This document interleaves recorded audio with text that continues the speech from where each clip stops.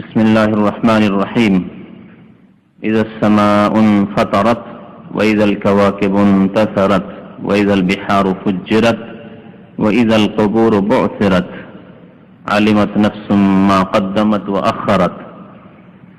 মহান আল্লাহর সমস্ত প্রশংসা, দরুদ ও সালাম নাযিল হোক নবী মুহাম্মদ সাল্লাল্লাহু আলাইহি ওয়াসাল্লামের উপর। আল্লাহুম্মা সাল্লি আলাইহি আল্লাহুম্মা বারিক আলাইহি। আজকে তাফসীর হবে সূরা ইনফিতারের। ইযাস সামাউন ফাতারাত দিয়ে যে সূরা শুরু হয়েছে সেই সূরার নাম হচ্ছে সূরাতুল ইনফিতার।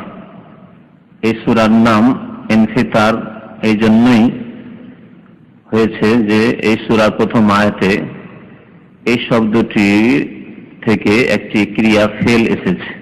ইযাস সামাউন ফাতারাত, ইনফাতারাত, ইনফাতারা ইয়ানফাতিরু ইনফিতারান বা ইনফিআল বলে এটিকে সারফের গ্রামারে, আরবি গ্রামারে। তো ইনফিতারটি ইনফাতারাত থেকে বা ইনফিতার মাসদার উৎস, তা থেকে ইনফাতারাত ক্রিয়াটি ফেলটি এসেছে। ইনফিতার মানে হচ্ছে বিদীর্ণ হওয়া, ফেটে যাওয়া। আল্লাহ পাক রব্বুল আলামিন এই সূরার প্রথম দিকের 4টি আয়াতে কিয়ামতের কয়েকটি লক্ষণ উল্লেখ করেছেন। যখন ভয়াবহ অবস্থা হবে, কিয়ামতের পৃথিবী ধ্বংসের অবস্থা হবে, তাতে যেসব দৃশ্য হবে সেসব দৃশ্যের কয়েকটি দৃশ্য তুলে ধরেছেন আল্লাহ পাক রব্বুল আলামিন, যাতে করে মানুষ সতর্ক সাবধান হয়, মানুষ নিজের জীবনকে সংশোধন করে, পাপমুক্ত হয়, আল্লাহ পাকের আদেশ নিষেধ মেনে চলে, তওবা ইস্তিগফার করে আল্লাহর দিকে ফিরে আসে। এই সূরা নাযিল হয়েছে নবী করিম সাল্লাল্লাহু আলাইহি ওয়াসাল্লামের মক্কি জীবনে। এই সূরা হচ্ছে মক্কি সূরা। আল্লাহ পাক রব্বুল আলামিন ইরশাদ করেছেন, ইযাস সামাউন ফাতারাত, যখন আকাশ বিদীর্ণ হবে, ফেটে যাবে। এর আগের সূরায় যে তাফসীর করা হয়েছে বা তার আগের মুতাফিফিনের আগে যে সূরা তাফসীর করা হয়েছে উল্টো দিক থেকে, সূরা ইনশিকাক। ইযাস সামাউন শাক্কাত, ইনশাক্কাত মানেও বিদীর্ণ হওয়া, ফেটে যাওয়া, একই অর্থ। যখন আসমান কি হয়ে যাবে, বিদীর্ণ হবে, ফেটে যাবে, চূর্ণ বিচূর্ণ হয়ে যাবে। এই বিশাল আকাশ, এত মজবুত আসমান চূর্ণ বিচূর্ণ হয়ে ধ্বংস হয়ে যাবে।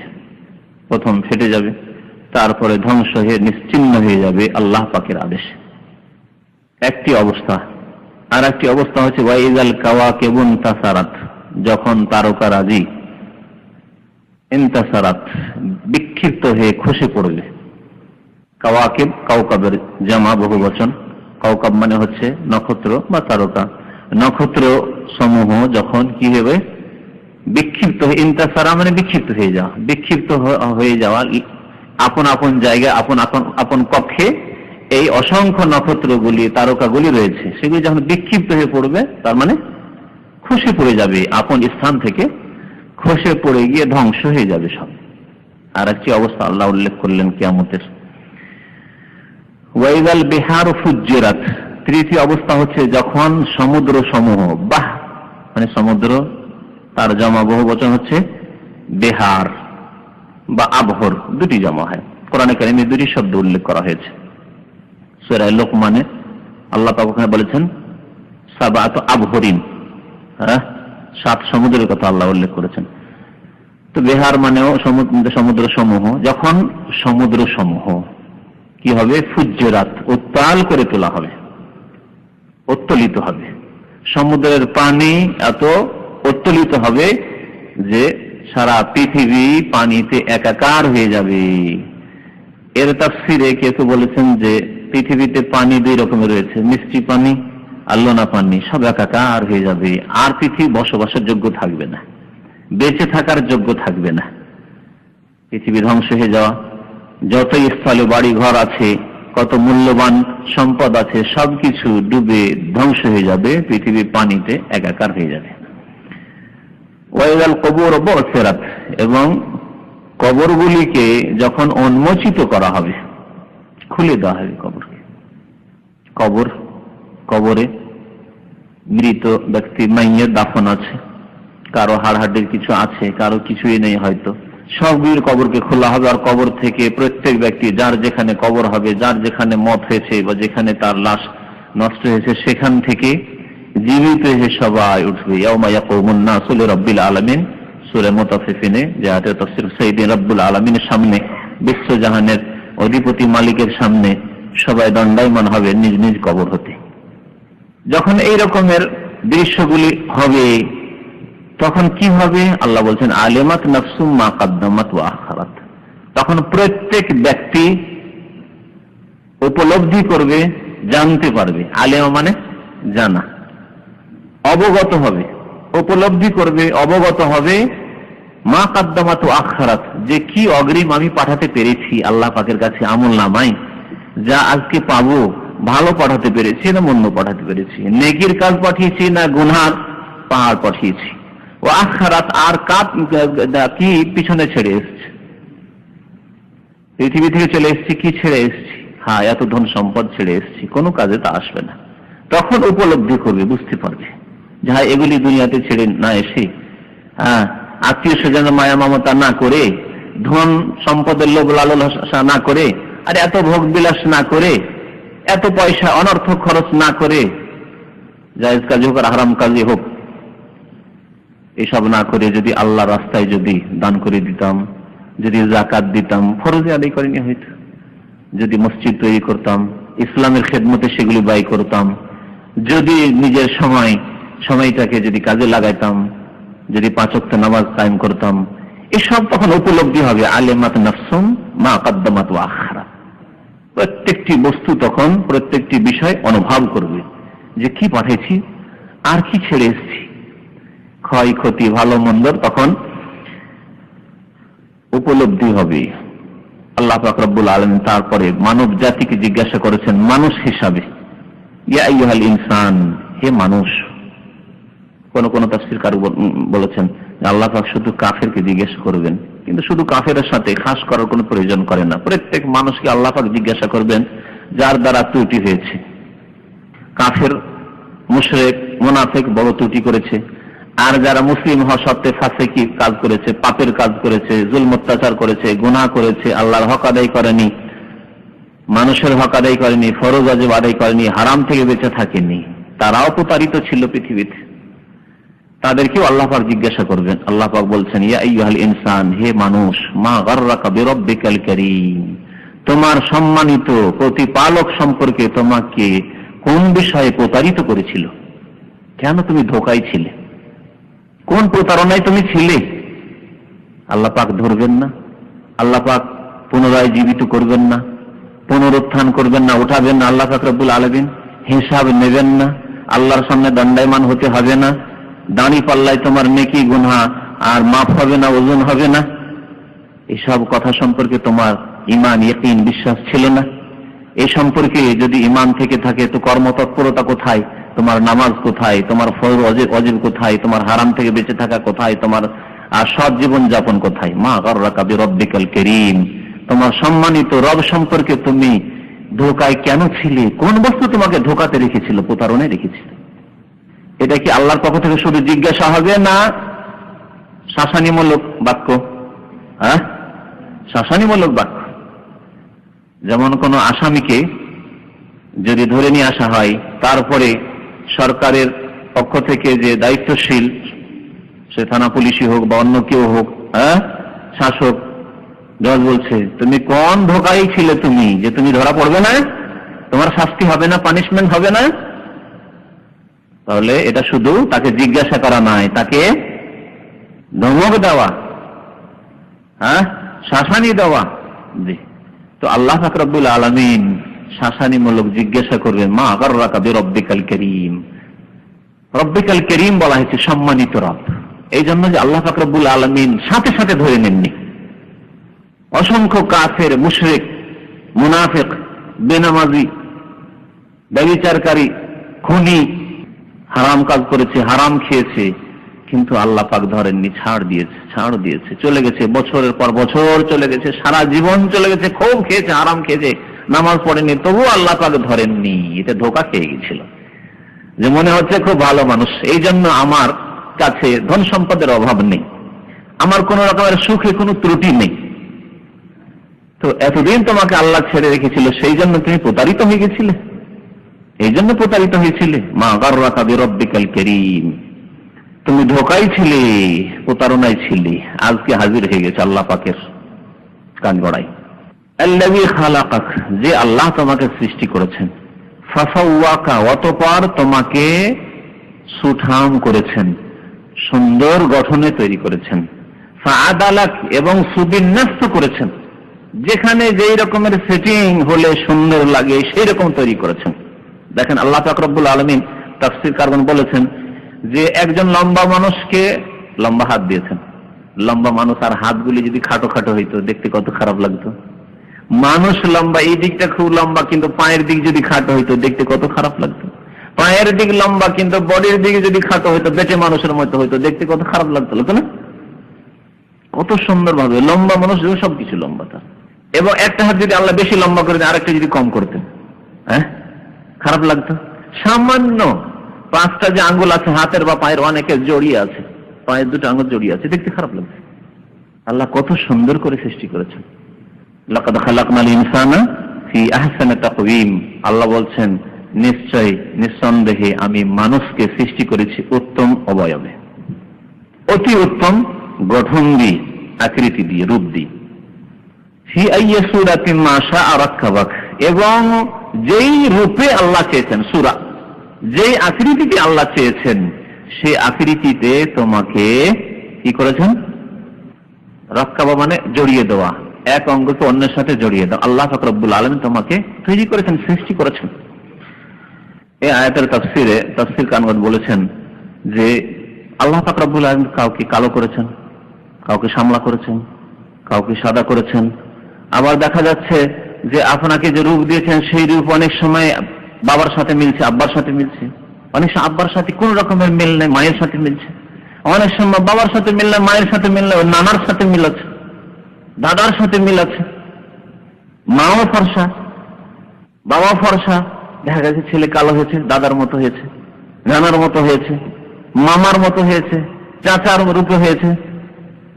এইদিকে ইঙ্গিত করা হয়েছে। আল্লাহ পাক এভাবে কি সৃষ্টি করেনি? ফি আইয়ি সূরাতিন মা শাআ রাক্কাবাক কাল্লা বাল তুকাজ্জিবুনা বিদ্দীন। কিন্তু মানুষ, তোমাদের স্বভাব হচ্ছে যেটি তোমাদের হওয়া উচিত নয়, কাল্লা কুসিন কালেও নয়, মানে এইরকম হওয়া উচিত নয়, বরং তোমরা কি করো? তুকাজ্জিবুনা বিদ্দীন, তোমরা প্রতিদান দিবসকে মিথ্যা মনে করো। বিদ্দীন মানে, দিন মানে হচ্ছে জাযা, প্রতিদান। আর এখানে ইয়াম শব্দটি উজ্জ্ব রয়েছে, এই জন্য মালিক ইয়াউমিদ্দিন ওখানে, হ্যাঁ, প্রতিদান দিবস। তোমরা প্রতিদানকে অস্বীকার করো বা প্রতিদান দিবসকে অস্বীকার করো। প্রতিদানকে অস্বীকার করা হচ্ছে প্রতিদান দিবসকে অস্বীকার করা। যে আল্লাহ পাক যে প্রতিদান দেবেন, ভালো করে গেলে আল্লাহ ভালো বদলা দেবেন, জান্নাত রেখেছেন, সুখময় স্থান রেখেছেন। আর যদি খারাপ করে যান, আল্লাহ পাকের ইবাদত বন্দেগী না করে যান, আল্লাহ পাকের বিধান মোতাবেক জীবন যাপন না করে যান, তাহলে আল্লাহ পাক রব্বুল আলামিন তার জন্য যেই শাস্তি হওয়া উচিত তাই দেবেন। জাহান্নাম তৈরি করে রেখেছেন, কবরের আযাব রেখেছেন। এ হচ্ছে দিন। মৃত্যুর পরে যে প্রতিদান রয়েছে, যে হিসাব নিকাশ রয়েছে, সেগুলো হচ্ছে দিন, মানে জাযা, প্রতিদান। তো তোমরা প্রতিদানকে মিথ্যা মনে করতে, প্রতিদান দিবসকে মানে কিয়ামতের দিবসকে মিথ্যা মনে করতে। এই একটি তাফসীর। আর একটি তাফসীর কেউ কেউ করেছেন দিন মানে হচ্ছে ধর্ম, দিন মানে হচ্ছে দিন, যেটা বেশি প্রসিদ্ধ সাধারণ মানুষদের কাছে। দিন মানে হচ্ছে দিনে ইসলাম, যেমন বলছি ইন্নাদ দীনা ইনদাল্লাহিল ইসলাম, নিঃসন্দেহে আল্লাহর নিকট দিন হচ্ছে একমাত্র ইসলাম। আল্লাহর দিন হচ্ছে একমাত্র ইসলাম। এই নয় যে আল্লাহর সর্বশ্রেষ্ঠ দিন ইসলাম, তাহলে আরো অশ্রেষ্ঠ গুলি কিছু দিন রয়েছে, এই অর্থ করা ভুল। আল্লাহ পাকের একমাত্র মনোনীত দিন, যে এই দিন আল্লাহ মানুষের কল্যাণের জন্য দিয়েছেন ইহকাল পরকালে, তা হচ্ছে ইসলাম। ইসলাম ছাড়া অন্য কোন পথ আল্লাহ কবুল করবেন না। যে এই পথে আল্লাহ তোমাকে চেয়েছিলাম, তোমাকে পাওয়ার চেষ্টা করেছিলাম, তোমার সন্তুষ্টি অর্জনের আশা রেখেছিলাম, মনে করেছিলাম যে এই রাস্তা দিয়েই তোমাকে পাবো, আল্লাহ কখনোই কবুল করবেন না। ওমাইয়াত্তাগি গায়রাল ইসলামে দীনান, যে ব্যক্তি ইসলাম ছাড়া অন্য কোন দিন সন্ধান করবে, অবলম্বন করবে, ফালা ইউকবালা মিনহু, কখনো আল্লাহ তা গ্রহণ করবেন না। ওয়া হুয়া ফিল আখিরাতি মিনাল খাসিরিন, সেই ব্যক্তি পরকালে ক্ষতিগ্রস্ত হবে। সুতরাং যতই সৎ ব্যক্তি হোক না কেন, দিন ইসলাম ছাড়া খ্রিস্টান ধর্ম দিয়ে, ইহুদি ধর্ম দিয়ে, হিন্দু ধর্ম দিয়ে, অন্য কোনো ধর্মের মাধ্যমে, আমি তো খুব সৎ লোক, কোনো পাপ করি না, আমি যথাসাধ্য ভালো কাজ করি, কোনো অন্যায় কাজ করি না, এই পথে আমি আল্লাহকে পেতে চেয়েছিলাম, আল্লাহ সন্তুষ্ট অর্জন আশা রেখেছিলাম, কখনো আল্লাহ গ্রহণ করবেন না এবং পরকালে ক্ষতিগ্রস্ত হবে, জাহান্নামের ইন্ধন হবে। তো দিন মানে যদি ইসলাম হয়, মানে ধর্ম হয়, তাহলে এর অর্থ আরো স্পষ্ট, তাই না? দুটি অর্থ হতে পারে। কোরআনে কারিমে বেশ কিছু আয়াত আছে, বেশ কিছু শব্দ আছে যেগুলির একাধিক অর্থ আছে। একটি অর্থ যদি একটি তাফসীর আরেকটির বিরোধী না হয়, তাহলে সবগুলি অর্থ একসাথে নেওয়া যেতে পারে। তো দিন মানে প্রতিদান হতে পারে, প্রতিদান দিবস হতে পারে, যা মিথ্যা মনে করত কাফের মুশরিক মুনাফিকরা, এবং যারা পরকালের জন্য কর্ম করতো না, নামাজ পড়তো না তারা। ঠিক তেমনি এর অর্থ এও হতে পারে যে বরং তোমরা দিনকে, মানে আল্লাহ নাযিলকৃত জীবন বিধানকে, ইসলামকে তোমরা কি মনে করতে? মিথ্যা মনে করতে বা অস্বীকার করতে। মিথ্যা মনে করতে, তাই অস্বীকার করতে, মিথ্যা মনে করতে। এগুলি কথা, হুজুরদের কথা, এগুলি তাদের কথা, তারা বলবেন, আমাদের কাজ আমরা করি, আমাদের কাজ হচ্ছে পেট, বাস পেট, পশুর মতো কাজ, পশুর চিন্তা পেটের আর জনক্ষুধার নিবৃত্তির, এই দুইটি যাদের চিন্তা, তারা দিনকে, ইসলামকে, আল্লাহর নাযিলকৃত, আল্লাহ প্রদত্ত জীবন বিধানকে মিথ্যা মনে করত। তোমরা মিথ্যা মনে করতে দিন ইসলামকে, বা মিথ্যা মনে করতে প্রতিদানকে। ওয়া ইন্না আলাইকুম লাহাফিজিন, অথচ নিশ্চয়ই তোমাদের উপর সুরক্ষাকারী নিযুক্ত রয়েছে। ওয়া ইন্না আলাইকুম লাহাফিজিন, নিশ্চয়ই তোমাদের প্রতি সুরক্ষাকারীগণ নিযুক্ত রয়েছেন। সুরক্ষাকারী কারা? ফেরেশতাগণ। প্রত্যেক ব্যক্তির সাথে দুই ফেরেশতা নিযুক্ত আছে, যাদের কথা আল্লাহ পাক রব্বুল আলামিন একাধিক আয়াতে উল্লেখ করেছেন। সূরা কাফে যেমন উল্লেখ করেছেন, ইয ইয়াতালাক্কাল মুতালাক্কিয়ানি, দুই ফেরেশতা, মুতালাক্কিয়ান তাসনিয়া, দ্বিবচন, দুই ফেরেশতা, তারা কি করেন? ইয ইয়াতালাক্কাল মুতালাক্কিয়ানি, তারা আপনি কি করছেন, কি বলছেন, তা তারা লিপিবদ্ধ করতে থাকে। আনিল ইয়ামিনে ওয়া আনিশ শিমালে কাঈদ, তার ডানে এবং বামে বসে রয়েছেন। মা ইয়ালফিযু মিন কাওলিন, যে কোনো কথা আপনি বলেন না কেন, মানুষ বলুক না কেন, আর যে কোনো হরকত করুক না কেন, যে কোনো কাজকর্ম করুক না কেন, ভালো অথবা মন্দ, কাজ অথবা কথা, ভালো কিংবা মন্দ, জায়েজ অথবা না জায়েজ, ইল্লা লাদাইহি রাকিবুন আতীদ, আল্লাহ পাকের পক্ষ থেকে প্রস্তুত হয়ে রয়েছে তারা লিখার জন্য, নোট করার জন্য।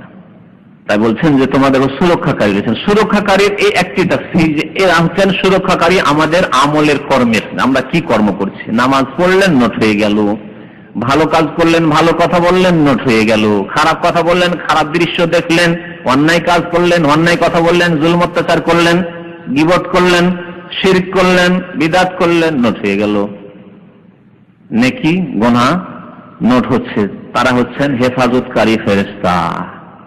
আর হেফাজতকারীর ফেরেশতার অন্তর্ভুক্ত আরেক দল ফেরেশতা রয়েছেন, যারা মুমিন বান্দার হেফাজত করেন বিপদ আপদ থেকে। প্রত্যেক ব্যক্তির সাথে, সে সাবালক হোক, নাবালক হোক, নারী হোক, পুরুষ হোক, আল্লাহর পক্ষ থেকে সুরক্ষাকারী, হেফাজতকারী ফেরেশতা নিযুক্ত রয়েছেন। আল্লাহ পাক যদি সেই ব্যক্তির মত না রাখে, সেই ব্যক্তির, সেই শিশুর, সেই বালক বালিকার, সেই বৃদ্ধের যদি মত না রাখে, আর যদি কোনো দুর্ঘটনা হয়, তাহলে তারা ফেরেশতাগণ যারা সুরক্ষাকারী, তারা হেফাজত করে নেবেন। এই জন্য দেখা যায় যে দুর্ঘটনা ঘটলো, অ্যাক্সিডেন্ট হলো, সব লোক আশেপাশে মারা গেছে, কিন্তু একজন লোক সহি সালামত বসে আছে বা পড়ে আছে, কিন্তু মারা যায়নি। এই একটি উদাহরণ দিলাম। আরেকটি উদাহরণ দিচ্ছি। একটি লোক সামান্য একটা আছাড় খেতে পা ভেঙে গেল বা হাত ভেঙে গেল, আর একটি লোক ওপর থেকে পড়লো, আর খুব মারাত্মক ভাবে অ্যাক্সিডেন্ট হলো, কিন্তু কিছুই হলো না। তার হয় না এরকম ঘটনা? এখানে রয়েছে রহস্য সুরক্ষাকারীর, আল্লাহর পক্ষ থেকে লাহাফিজিন, হেফাজতকারী ফেরেশতা নিযুক্ত আছে। ছোট ছোট বাচ্চারা আছাড় খেয়ে পড়ে গেল, কিছুই হলো না। আপনি পড়ে গেলে, বাথরুমে পড়ে গেলে হাত পা ভেঙে যেত, কত কি হয়ে যেত।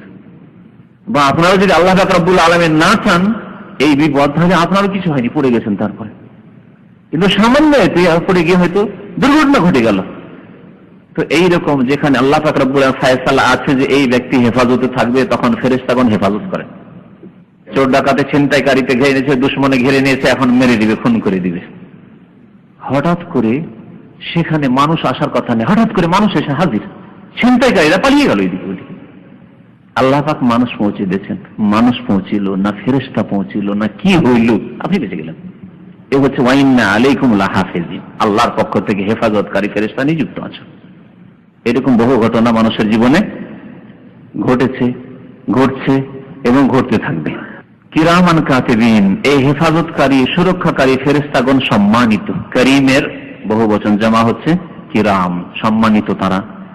সম্মানিত যখন, সম্মানিত ব্যক্তিগণ মানুষ হলেও কারো উপরে জুলুম করেন না, কারো ক্ষেত্রে বাড়াবাড়ি করেন না।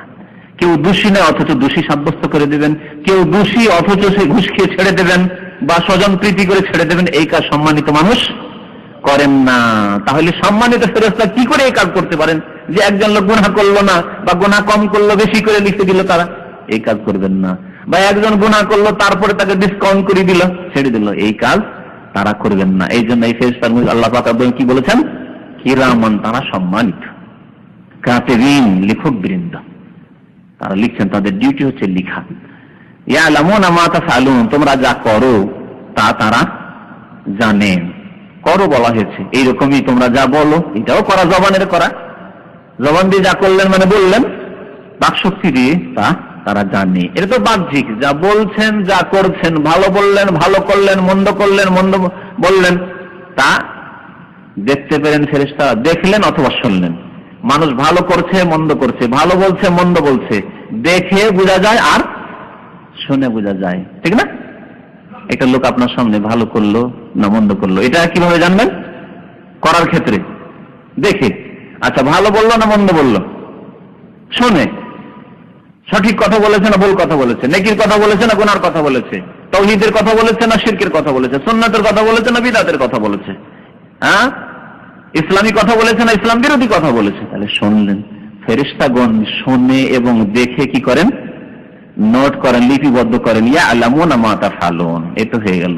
আরেকটি প্রশ্ন থেকে যায়, অনেক অন্তরের কাজ আছে, অন্তরের পাপ আছে, অন্তরের নেকি আছে, সেগুলো তো নোট করা হয়। অন্তরে শুধু আসলো আর চলে গেল, যদি গুনার ক্ষেত্রে হয় তাহলে নোট করা হবে না, ঠিক না?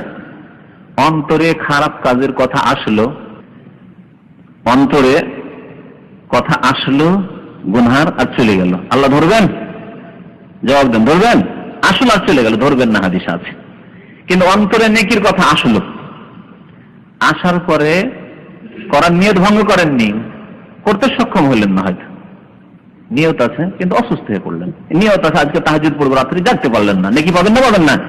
পাবেন। তাহলে আপনার অন্তরে যে আজকে তাহাজ্জুদ পড়ার নিয়ত আছে, এটা ফেরেশতা, এই যে ডানে বামে কিরামান কাতিবিন সম্মানিত ফেরেশতা বসে, কেমন করে জানবেন? আর যদি না জানেন, বলে জানতে পারবেন, অন্তরের কথা জানতে পারবেন না, তাহলে লিখবেন কি করে? বুঝতে পারেন প্রশ্ন? তারপরে আরেকটি দিক রয়েছে অন্তরে খারাপ কথার। অন্তরে খারাপ নিয়ত আছে আর সেটা বদ্ধপরিকর, অন্তরে একবারে খুব রেখেছেন, দীর্ঘক্ষণ রেখেছেন, কিন্তু ফেল হয়ে গেলেন, করতে পারলেন না, সেটা ইচ্ছা করে ছেড়ে দিলেন না। ছেড়ে দেন, যদি পেরেও ছেড়েন তাহলে নাকি হবে, কিন্তু না, আপনি পারলেন না, ফেলিওর হলেন, তাহলে গুনাহ লিখবেন না? লিখবেন না ফেরেশতা? তাহলে আপনার অন্তরে যে খারাপ নিয়ত আছে যে আজকে গিয়ে ব্লু ফিল্ম দেখবো, আর অন্তরে একবারে বদ্ধপরিকর এই গুনাহ করাই, মুখে উচ্চারণ করেন, নিজে ফেরেশতারা শুনতে পেলেন, আর এই কাজ করা পর্যন্ত পৌঁছিতে পারলেন না। যেই গেলেন সেখানে গিয়ে দেখলেন যে ফিলিপিন নেই, যে বন্ধুর কাছে যাওয়ার কথা ছিল তার কাছে নেই, অথবা সেখানে গিয়ে দেখে আরে পুলিশ চলে এসছে, পালিয়ে গেলেন, আর কাজ করতে পারলেন না। অন্যায় কাজ, যে কোনো কাজ, একটা উদাহরণ দিলাম, পাপের কাজ। তাহলে গুনাহ লিখা হবে না হবে না? লিখা হবে, কারণ গুনার জন্য অন্তরে একবার মজবুত করে সংকল্প রেখেছে, তারপরে সেখানে গিয়ে সে গুনাহ করতে ফেল হয়েছে, গুনাহ লিখা হবে। তাহলে এই অন্তরের কথা ফেরেশতাগণ জানতে পারেন না? পারেন না? জানতে পারেন, কিন্তু তাদের নিজস্ব ক্ষমতা নেই। আল্লাহ পাক তাদেরকে জানিয়ে দেন যে দেখো অমুক বান্দা, তার অন্তর আজকে খারাপ, এই পাপ করার নিয়ত আছে, আর এই নিয়ত নিয়ে পাপ করতে গেছে কিন্তু করতে পারেনি। অমুক বান্দা বড় নেক বান্দা, তার আজকে ভালো নিয়ত ছিল, তাহাজ্জুদ পড়ার নিয়ত ছিল, আজকে আম্মা আব্বাকে টাকা পাঠাবার নিয়ত ছিল, কিন্তু বেচারা অসুস্থ হয়ে পারল না, বা টাকা পকেট মেরে নিল, পকেট থেকে টাকা হারিয়ে গেল, তাই পারলো না, যা পেয়েছিল টাকা হারিয়ে গেল, তাই টাকা পাঠাতে পারলো না। নাকি লিখবেন না? লিখবেন না? লিখবেন। এই অন্তরের কথাগুলি আল্লাহ পাক রব্বুল আলামিন ফেরেশতাগণকে জানিয়ে দেন, কারণ তারা লিখছেন। ইন্নাল আবরারা লাফি নাঈম, এখান থেকে আল্লাহ পাক রব্বুল আলামিন সৎ এবং অসতের পরিণাম উল্লেখ করেছেন। যারা নেক ব্যক্তি, সৎ ব্যক্তি, আল্লাহভীরু ব্যক্তি, তাদের শুভ পরিণাম রয়েছে। এবং অসৎ ব্যক্তি যারা কাফের, মুশরিক, মুনাফিক, পাপিষ্ঠ, গুনাহগার, বেনামাজি, যারা গুনাহ করে মারা যাবে তওবা ছাড়া, তাদের কি খারাপ পরিণাম রয়েছে তা আল্লাহ উল্লেখ করেছেন। ইন্নাল আবরারা লাফি নাঈম, নিশ্চয়ই সৎকর্মশীলগণ বা সৎ ব্যক্তি। আবরার হচ্ছে বররুনের জমা। বররুন যখন মানুষ সম্পর্কে বলবেন, সৃষ্টি সম্পর্কে, তো বররুন মানে হচ্ছে সৎ লোক। আর আল্লাহ পাকের 99টি নামের একটি নাম হচ্ছে বর, এই জন্য কারো নাম আব্দুল বর রাখা হয়। ইন্নাহু হুয়াল বররুর রহিম, আল্লাহ পাক রব্বুল আলামিন আল বর, যিনি, এখানে বর মানে যিনি ইহসানকারী মানুষের উপর, মানুষ এবং অনুগ্রহকারী, তখন অনুগ্রহকারী, আল্লাহ পাক অনুগ্রহকারী, তাই তিনি বর। তো এইরকম যেমন রাহিম, রাহিম মানে দয়ালু, আল্লাহ পাকের ক্ষেত্রে আর রাহিম তিনি, পূর্ণাঙ্গ রহমত তার রয়েছে। সার্বিক ক্ষেত্রে আল্লাহর দয়া রয়েছে, আমরাও দয়া করে থাকি, কিন্তু আমাদের দয়া হচ্ছে সীমিত, মানুষের দয়া সীমিত। তো আল্লাহ পাক বলছেন ইন্নাল আবরারা, নিশ্চয় সৎকর্মশীল যারা, লাফি নাঈম, তারা সুখ স্বাচ্ছন্দ্যে অবস্থান করবে। সুখ স্বাচ্ছন্দ্যে অবস্থান করবে কোথায়? জান্নাতে। শুধু আখিরাতে? তাহলে দুনিয়া সুখ স্বাচ্ছন্দ্য পাবে না? দুনিয়াতেও পাবে। দুনিয়ার সুখ স্বাচ্ছন্দ্য ধন সম্পদ নয়, ভোগ বিলাসের বস্তুগুলি নয়, ভালো বাড়ি নয়, ভালো গাড়ি নয়, খুব একেবারে সুন্দরী সুশীর নারী নয়, এসব নয়। দুনিয়ার সুখ শান্তি নেক লোকদের হচ্ছে মানসিক শান্তি। অর্থ অল্প থাকলেও, ধন সম্পদ কম থাকলেও, রিজেকে অভাব থাকলেও, ডাল রুটি খেলেও, আর আপনার শাক ভাত খেলেও সুখী। পক্ষান্তরে যারা ভোগ বিলাসে বিভোর হয়ে রয়েছে, দুনিয়ার ভোগ বিলাসে ডুবে রয়েছে, তাদেরও মানসিক শান্তি নাই, কারণ তাদের রবের সাথে তাদের সম্পর্ক নেই। সাধারণ মানুষ যদি ধার্মিক দিনদার হয়, গরিব মানুষ, সে দিন খাটে দিন খায়, খুব শান্তিতে রয়েছে, খুব শান্তিতে রয়েছে। অনেক পয়সার মালিক, তার টেনশনের শেষ নাই, দুশ্চিন্তার শেষ নাই, কত যে শত্রু, আর শত্রুর ভয়ে ভীত, যে কি জানি কোথায় কেউ বিষ দিয়ে দিল নাকি খাবারে, প্রত্যেকটি খাবার তার চেক করতে হচ্ছে, কোথা থেকে কি আসলে চেক করতে হচ্ছে। আর আপনার মতো আমার মতো মানুষের আলহামদুলিল্লাহ, যেখানে যাচ্ছেন আলহামদুলিল্লাহ, আল্লাহ ছাড়া কোনো ভয় নেই, কত শান্তি। যেখানে ঘুমিয়ে পড়লেন আরামে ঘুমিয়ে গেলেন আপনি। কিন্তু যাদের দুনিয়ার ভোগ বিলাস খুব বেশি আছে, তারা কি আরামে ঘুমাতে পারছে? পেরেশানি শেষ নাই।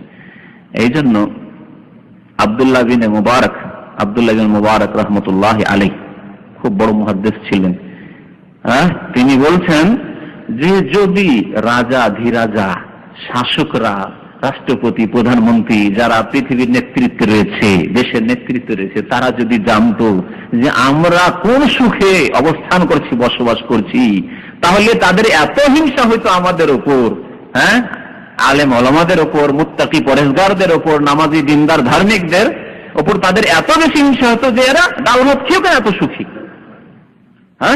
লবণ রুটি খেয়ে কেন এত সুখী, এরা আমরা কেন এত অশান্তিতে, এত কেন টেনশনে। যদি জানতে পারতো যে আমরা কত সুখে আছি, লাজালাদুনা বিসসুয়ুফ, তাহলে আমাদেরকে তরবারি দিয়ে আমাদেরকে দ্বিখণ্ডিত করত। আমাদের শান্তি তাদের বরদাস্ত হইতো না। কিন্তু আমাদের শান্তি আমরা বুঝতে পারি যে কত শান্তিতে আমরা আছি, আলহামদুলিল্লাহ রাব্বিল আলামিন। এই হচ্ছে দুনিয়ার শান্তি। ইন্নাল আবরারা লাফি নাঈম, সৎ লোকেরা দুনিয়াতে বড় নিয়ামতে রয়েছে। অসৎ লোক যারা পাপ করেছে, সব সময় এই এক চিন্তা লেগে আছে, যদি কেউ জেনা করে থাকে, সব সময় চোরের মন পুলিশ। না জানি আত্মীয় স্বজন কেউ যদি জেনে নেই, না জানি যদি স্ত্রী জানতে পারে কোনোদিন, তো আমার বড় সমস্যা করে দিবে। বাবা মা যদি জানতে পারে তো বড় সমস্যা হয়ে যাবে, লজ্জার ব্যাপার হয়ে যাবে। দেশবাসী, গ্রামবাসী যদি জানতে পারে, কলঙ্কর বিষয় হয়ে যাবে। সৌদি আরব মাশাআল্লাহ ইসলামী সরকার, যদি সরকার জানতে পারে যে আমি এরকম লম্পটি করি, তাহলে কি যে হবে আমার, তো গলায় কাটবে হয়তো, ঠিক না? কত টেনশনে ভুগছে একজন পাপী, কিন্তু সৎ লোক, কোনো অন্যায় কাজ করে না, কোনো মন্দ কাজে যায় না, আলহামদুলিল্লাহ নিজের ডিউটি করছে, হালাল রিজিক নিচ্ছে আর আরামসে ঘুমাচ্ছে, কোনো চিন্তা নেই। শান্তি আর শান্তি, দুনিয়ার শান্তি আর আখিরাতের শান্তি তো তাদের জন্য খাস রয়েছে। ইন্নাল আবরারা লাফি নাঈম, এই হচ্ছে দুনিয়ার নিয়ামত সৎ লোকদের আর আখিরাতের নিয়ামত। ওয়া ইন্নাল ফুজ্জারা লাফি জাহিম, আর নিশ্চয়ই ফুজ্জার মানে পাপিষ্ঠরা, পাপাচারীরা। ফাজেরের জমা বহু বচন হচ্ছে ফুজ্জার। নিশ্চয়ই যারা পাপিষ্ঠ গুনাহগার তারা কোথায় অবস্থান করবে? জাহান্নামে। জাহিম মানে হচ্ছে নরক, জাহান্নামে অবস্থান করবে। ইয়াসলাউনাহা ইয়াউমাদ্দিন, তারা প্রবেশ করবে সেই জাহান্নামে, সেই জাহান্নামে ইয়াউমাদ্দিন, বিচার দিবসে। বিচার দিবসে হিসাব নিকাশ হওয়ার পরে কিয়ামতের দিনে তাদের জন্য আল্লাহর ফয়সালা, হুকুম হবে যে এদেরকে জাহান্নামে দাখিল করে দাও। ওয়া মা হুম আনহা বিগায়বিন, এবং তারা সেই জাহান্নাম থেকে, সেই নরক থেকে অন্তর্হিত হতে পারবে না, অনুপস্থিত হতে পারবে না, সেখান থেকে সরতে পারবে না। অর্থাৎ চিরকাল সেখানে বসবাস করতে হবে, থাকতে হবে, জাহান্নামে চিরকাল জ্বলতে হবে। ওয়া মা হুম আনহা বিগায়বিন, চিরকাল জাহান্নামে থাকতে হবে কাকে? যে ব্যক্তি কাফের অথবা মুশরিক। কাফের বুঝলাম যে আল্লাহকে অস্বীকার করেছে, অথবা আল্লাহর একত্ব অস্বীকার করেছে, পরকাল অস্বীকার করেছে, রাসূল অস্বীকার করেছে, তাকদীর অস্বীকার করেছে, কোরআনী বিধান অস্বীকার করেছে, বুঝলাম। বলবেন যে মুসলমানদের মধ্যে কাফের নেই। মুশরিক, মুসলমান অসংখ্য মুশরিক রয়েছে যারা ওরসে গিয়ে, মাজারে গিয়ে আল্লাহ ছাড়া অন্যকে সিজদা করে, আল্লাহ ছাড়া অন্যের কাছে সন্তান চায়, আল্লাহ ছাড়া অন্যের কাছে দোয়া করে। ইয়া গৌসুল আজম মাদাদ, ইয়া খাজা মাদাদ, যাদের গৌসুল আজম মসজিদ হয়, গরিব নামাজ, গরিবের দাতা খাজা মঈনুদ্দিন চিশতি হয়। হ্যাঁ, বাংলাদেশ লক্ষ লক্ষ মাজারে ধন্য, তাদের কাছে গৌরবের বিষয় যে মাজারে আল্লাহ ছাড়া অন্যকে সিজদা হচ্ছে, এটি গৌরবের বিষয়। আল্লাহর লানত অভিশাপ আর গজবের বিষয় নাই। শিরকি আকীদা, শিরকি বিশ্বাস, আল্লাহর সাথে শিরক, আল্লাহর তাওহীদ একত্বের শিরক, রুবুবিয়্যাতে শিরক, উলুহিয়াতে ইবাদত বন্দেগীতে শিরক। ওয়া মা হুম আনহা বিগায়বিন, তারা চিরকাল সেখানে অবস্থান করে। এরকম মুনাফিক অন্তরে ইসলাম নেই, কিন্তু মুসলিম দেশে বসবাস করে, তাই ইসলামের কথা প্রকাশ করে, সুন্দর সুন্দর কথা বলে, ইসলামের শত্রু। তারা চিরকাল অবস্থান করবে পক্ষান্তরে। এইরকম বেনামাজি, সহি হচ্ছে যে বেনামাজি মুসলমান নয়, সুতরাং যারা বেনামাজি তারা চিরকাল বসবাস করবে জাহান্নামে। অন্যান্য যারা কাবিরা গুনাহ করেছে, চিরকালের ক্ষেত্রে বলতে হবে দীর্ঘকাল। কি বলবেন তাদের ক্ষেত্রে? দীর্ঘকাল জাহান্নামে অবস্থান করবে যদি বিনা তওবায় কাবিরা গুনাহ করে, খুন করে, জিনা করে, চুরি করে, জুয়া খেলে, হারাম কাজ করে, কাবিরা গুনাহ করে, যে কোনো কাবিরা গুনাহ, রোজা ছেড়ে, যাকাত না দিয়ে যদি মারা যায়, অস্বীকার করেনি ফরজ ওয়াজিবকে, হারামকে জায়েজ মনে করেননি, হারামকে যদি জায়েজ মনে করতো আর ফরজ ওয়াজিবকে অস্বীকার করতো, তাহলে তো কাফির হয়ে যেত। কিন্তু এগুলিকে মানা সত্ত্বেও অবহেলা করেছে, পালন করেনি, সুতরাং দীর্ঘকাল জাহান্নামে অবস্থান করবে। ওয়া মা আদরাকা মা ইয়াউমুদ্দিন, আল্লাহ বলছেন হে নবী আপনি কি করে জানবেন, আপনাকে কোন বস্তু জানাবে মা ইয়াউমুদ্দিন, যে প্রতিদান দিবস কি, বিচার দিবস কি, আল্লাহ পাক একমাত্র জানিয়েছেন। মা আদরাকা, অথবা আবার জিজ্ঞাসা করি, মা আদরাকা মা ইয়াউমুদ্দিন, কে জানাবে আপনাকে যে বিচার দিবস কি, প্রতিদান দিবস কি। ইয়াউমা, সেই দিন তো এমন দিন, ইয়াউমা লা তামলিকু নাফসুন লিনাফসিন শাইআ, যেই দিন এক ব্যক্তি অপরের কোনো কিছুর মালিক হতে পারবে না, অর্থাৎ এক ব্যক্তি অপরের কোনো কাজে আসবে না। ইয়াউমা লা তামলিকু নাফসুন, একে অপরের কোনো কাজে আসবে না, কেউ কারো উপকার করতে পারবে না। নবী করিম সাল্লাল্লাহু আলাইহি ওয়াসাল্লাম নিজের প্রিয়তমা মেয়ে ফাতেমা রাদিয়াল্লাহু তাআলা আনহাকে, নিজের ফুফুকে সাফিয়াকে, এইরকমই নিজের চাচাদেরকে, আব্বাসকে, এইভাবে আত্মীয় স্বজনকে ডেকে বলেছিলেন, আনকাজু আনফুসাকুম, তোমরা নিজেকে নিজেই রক্ষা করো জাহান্নামের আগুন থেকে। লা আমলিকু লাকুম মিনাল্লাহি শাইআ, আল্লাহর ক্ষেত্রে তোমাদের কোনো কিছুর আমি মালিক নই, তোমাদের কোনো কাজে আসতে পারবো না। যদি আল্লাহর ইবাদত বন্দেগী ঠিক না রাখো, আল্লাহর একত্ব তাওহীদ ঠিক না রাখো, ইসলামের প্রতি যদি কায়েম না থাকো, তাহলে আল্লাহর পক্ষ থেকে আমি কোনো কিছুর মালিক নই, তোমাদের কোনো কাজে আসতে পারবো না। ওয়াল আমরু ইয়াওমা ইযিন লিল্লাহ, আর সেই দিন অর্থাৎ কোন দিন? বিচার দিবসে, কিয়ামতের দিনে একমাত্র সমস্ত কিছুর কর্তৃত্ব হবে কার জন্য? আল্লাহর জন্য, একমাত্র আল্লাহর হাতে। একক মালিক হবেন একমাত্র সেই দিন আল্লাহ পাক রব্বুল আলামিন। সেই দিন একমাত্র মালিক হবেন আল্লাহ পাক রব্বুল আলামিন। কথা কেন বলা হইল? আল্লাহ কি দুনিয়াতে মালিক নন? দুনিয়াতেও আল্লাহ পাক রব্বুল আলামিন মালিক, কিন্তু ছোট ছোট পৃথিবীতে মালিক আছে। আপনার মালিক অভিভাবক, আপনার গার্জেন বাবা মা আছে, বড় ভাইকে হয়তো মালিক বানিয়েছে, সেই মালিক হয়ে আছে। আপনার কোম্পানির ম্যানেজার, মদির, কফিল, সে মালিক হয়ে আছে। এসব ছোটখাটো অনেক মালিক আছে। শাসক, রাষ্ট্রপতি, প্রধানমন্ত্রী এসব মালিক হয়ে আছে। বাদশাহ মালিক হয়ে আছে। এরকম ছোটখাটো মালিক পৃথিবীতে দেখা যাচ্ছে। অনেকে এইরকম প্রতারণায় ধোকায় থেকে যাচ্ছে যে এরাই তো মালিক, এরাই দেশ চালাচ্ছে, এরা আমার কোম্পানি চালাচ্ছে, এরাই আমাকে স্যালারি দিচ্ছে, এদের কাছ থেকে বেতন রিজিক পাচ্ছি। এইরকম ধোকায় থেকে যেতে পারে। যদি আল্লাহ পাক রব্বুল আলামিন, বিশ্ব জাহানের মালিক রব্বুল আলামিন দুনিয়াতেও আছেন, সবসময় আছেন, সবসময় ছিলেন এবং আখেরাতে হবেন। কিন্তু আখেরাতে না মদিরের মালিকানা থাকবে, না ডাইরেক্টরের কোনো মালিকানা থাকবে, না কোনো কফিল থাকবে, আর না সেই দিন বাবা মার কোনো মালিকানা থাকবে, আর না সেই দিন রাষ্ট্রপতির, বাদশাহ, রাজার কোনো মালিকানা থাকবে। কারো কোনো রকমের ক্ষমতা থাকবে না। ওয়াল আমরু ইয়াউমা ইযিন লিল্লাহ, সেই দিন একমাত্র আল্লাহ পাক রব্বুল আলামিনের একক কর্তৃত্ব থাকবে, আর কারো কোনো মালিকানা থাকবে না। ইন কুল্লু মান ফিস সামাওয়াতি ওয়াল আরদি ইল্লা আতির রহমান আবদা, সূরা মারইয়ামের শেষ দিকের আয়াতগুলির একটি আয়াত আল্লাহ পাক ইরশাদ করেছেন, ইন কুল্লু মান ফিস সামাওয়াতি, আসমানে এবং জমিনে যে কেউ রয়েছে। ইন কুল্লু মান ফিস সামাওয়াতি ওয়াল আরদ, আসমানে এবং জমিনে যে কেউ। আসমানে কে রয়েছেন? আল্লাহ। আল্লাহ ছাড়া, আল্লাহ তো মালিক, আল্লাহ ছাড়া মাখলুক কে রয়েছেন? ফেরেশতাগণ, অসংখ্য ফেরেশতা রয়েছেন। ওয়াল আরদ, জমিনে মানুষ রয়েছে, ফেরেশতাও রয়েছেন নিজ নিজ ডিউটিতে, জিন রয়েছেন। এরা হচ্ছে সৃষ্টির সেরা। তাছাড়া যেগুলি সৃষ্টি রয়েছে মাখলুকাত সব রয়েছে। সমস্ত কিছু হাজির হবে আল্লাহ পাকের দরবারে ইল্লা আতির রহমান আবদা, রহমান দয়াবান দয়ালুর দরবারে হাজির হবে আবদা, গোলাম হয়ে, দাস হয়ে। আল্লাহ পাকের দাস গোলাম হয়ে হাজির হবে। তখন কোনো মালিক থাকবে না, কারো মালিকানা থাকবে না, কারো নেতৃত্ব থাকবে না, কারো সোর্স কাজ করবে না, কারো ব্যাকিং কাজে আসবে না। এইসব কাজে আসে দুনিয়াতে, এসব কাজে আসে। ওয়াল আমরু ইয়াউমা ইযিন লিল্লাহ। জি, এইরকমই পীর বাবাদের কথা যে শিখিয়ে রেখেছে পীরেরা, পীরদের ভক্তদেরকে, মুরিদদেরকে শিখিয়ে রেখেছে যে বাবারা তোমাদেরকে ছেড়ে একাই যাব না, তোমাদেরকে বলবো না। সেই দিন সবাই তো নাফসি নাফসি করবে, আর আল্লাহর আশে করবে, বলবেন আল্লাহ কই, আল্লাহ কই, আর ছুটতে থাকবে। হায় রে, চরমানের কিতাবে মাওয়াইজ কারিমা আর কি বলছে, আশিক মাসুক, সবাই নাফসি নাফসি। নবী কারীম সাল্লাল্লাহু আলাইহি ওয়াসাল্লাম বলছেন সমস্ত মানুষ এমনকি নবীগণ বলবেন নাফসি নাফসি, আমার কি হবে, আমার কি হবে। আদম আলাইহিস সালাম বলবেন নাফসি নাফসি। আরে ভণ্ডরা বলছে যে আল্লাহর আশিকগণ বলবেন আল্লাহ কই, আল্লাহ কই, দিবে দৌড় আর ছুটবে আর এই করতে বলতে থাকবে। আস্তাগফিরুল্লাহ ওয়া আতুবু ইলাইহি। এই বদ আকীদা, এই ভ্রান্ত আকীদা, এই শিরকি গুমরাহি আকীদা অসংখ্য মানুষকে গুমরাহ করেছে।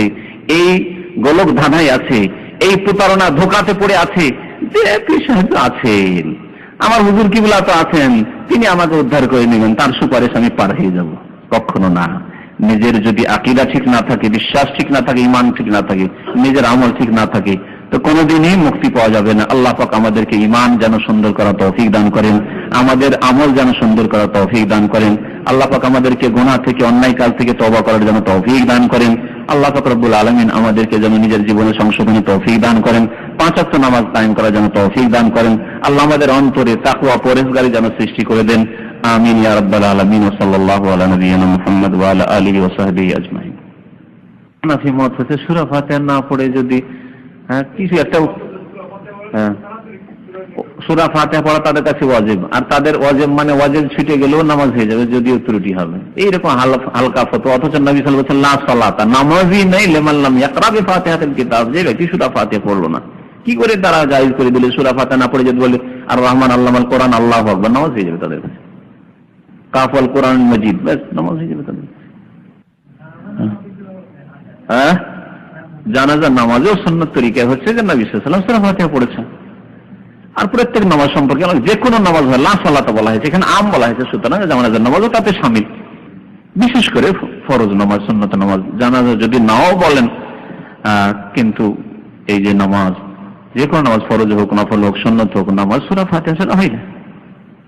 আর বিশেষ করে যদি একাকী নামাজি হয়, যেমন সুন্নাত নামাজ পড়ছে, অথবা ইমাম সাহেব হয় আর সূরা ফাতিহা না পড়ে, তো নামাজ হওয়ার প্রশ্নে ওঠে না। আরে মুক্তাদি পিছনে আছে, এই নিয়ে হয়তো ইখতিলাফটা একটু মজবুত আছে। এই ক্ষেত্রে হয়তো বলা যেতে পারে যে বড় বড় আলেমরা ইখতিলাফ করেছেন, কিন্তু ইমাম পড়বে না সূরা ফাতিহা, এমনি কিছু পড়ে নির্বাণ নামাজ হয়ে যাবে, অথবা একা নামাজ পড়ছেন, সুন্নাত পড়ছেন, ফরজ নামাজ পড়ছেন, সূরা ফাতিহা পড়লেন নামাজ হয়ে যাবে, যে ফতোয়া বলছেন এটি একেবারে দুর্বল থেকে দুর্বলতার ফতোয়া আর হাদিস বিরোধী, কোরআন বিরোধী ফতোয়া। তারা বলে যে ফাকরাও মা তায়াসসারা মিনাল কোরআন, শুনে রাখেন সংশয়, কেন একটা যদি বিদআতি আলেম থাকে বলবে আল্লাহ কোরআনে বলেছেন সূরা মুজাম্মিলে যে কোরআন থেকে যা সহজ হয় তাই পাঠ করো। উলামায়ে কেরাম বলেছেন কোরআনের সবচাইতে সহজ সূরা হচ্ছে সূরা ফাতিহা। আল্লাহ পাক মা তায়াসসারা থেকে উদ্দেশ্যই করেছে সূরা ফাতিহাকে, তাই এই আয়াতের ব্যাখ্যাই করে দিয়েছেন যে লা সালাতা লিমান লাম ইয়াকরা বিফাতিহাল কিতাব, সূরা ফাতিহা না পড়লে নামাজ হয় না। একজন মুসলমান প্রথম সূরা ফাতিহা মুখস্থ করে, সূরা ইখলাসও করে না, ঠিক না? ফাতিহা আর ফাতিহা দিয়ে আল্লাহ পাক কোরআন শুরু করেছেন, তাহলে কি দিয়ে আপনি কোন মুখস্থ করা শুরু করবেন? এটাই তো এটা যে প্রথম সূরা ফাতিহা মুখস্থ করবেন।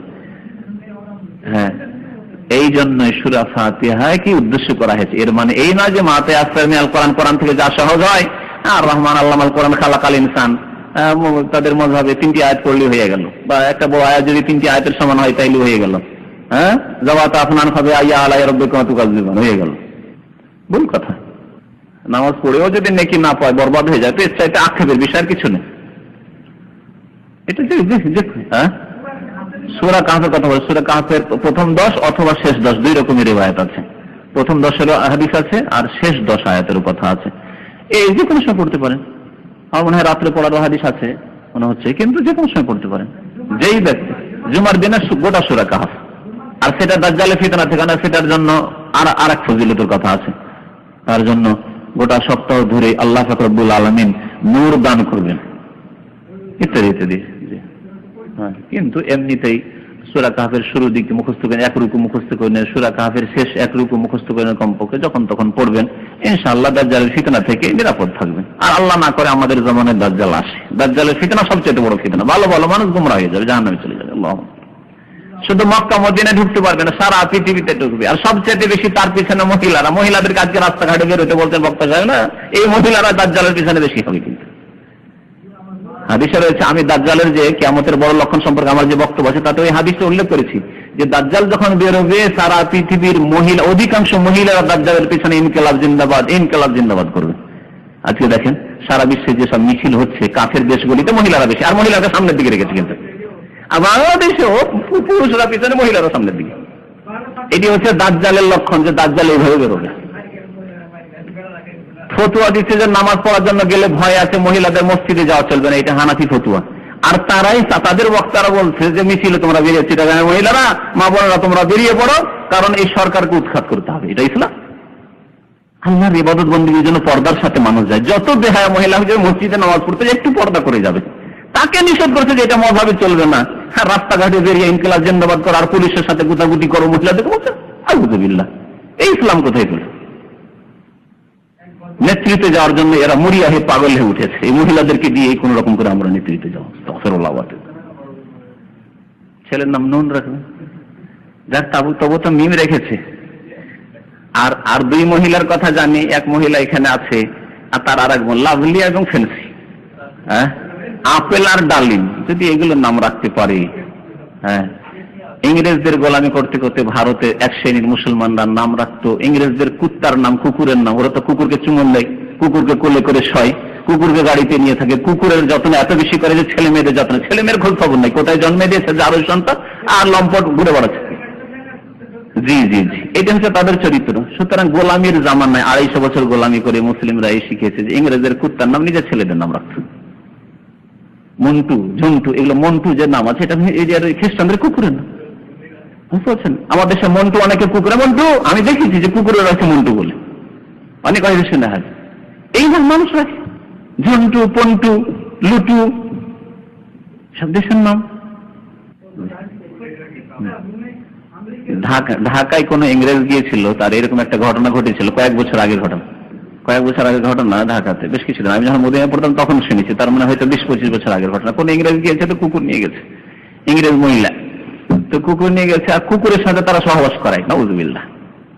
ইহুদি খ্রিস্টান মহিলারা কুকুরের সাথে সহবাস না করে, তো এই কুকুরকে সহবাসে লাগিয়েছে, আর কুকুর তো ট্রেন কুকুর, সহবাসে ব্যস্ত একবারে।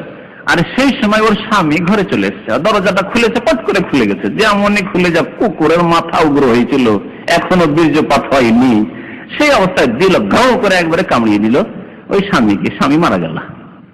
ঢাকায় কোন এক ইংরেজের ঘটনা। এই হচ্ছে ইহুদি খ্রিস্টানদের চরিত্র, যাদের অনুকরণ করা কি আজকালকার দুর্বল ইমানের মুসলমানরা, ফাসেক মুসলমানরা মনে করছে এইটাই উন্নতি, বেহায়া বেপর্দা করা মেয়েদেরকে রাস্তাঘাটে বের করে দেওয়া, এটাই মনে হয় উন্নতি। ইহুদি খ্রিস্টানরা করেছে, এতে উন্নতি করেছে, আমরা মনে হয় এভাবে উন্নতি করতে পারবো। আল্লাহ যাদেরকে নিকৃষ্ট বলেছেন তারা সবচেয়ে নিকৃষ্ট। যাদেরকে আল্লাহ মাগযুব আলিম বলেছেন, যাদেরকে যালিম বলেছেন, পথভ্রষ্ট বলেছেন, অভিশপ্ত বলেছেন, আল্লাহর গজব প্রাপ্ত বলেছেন। সাল্লাল্লাহু আলা নবিয়িনা মুহাম্মদ ওয়া আলা আলিহি ওয়া সাহবিহি আজমাইন।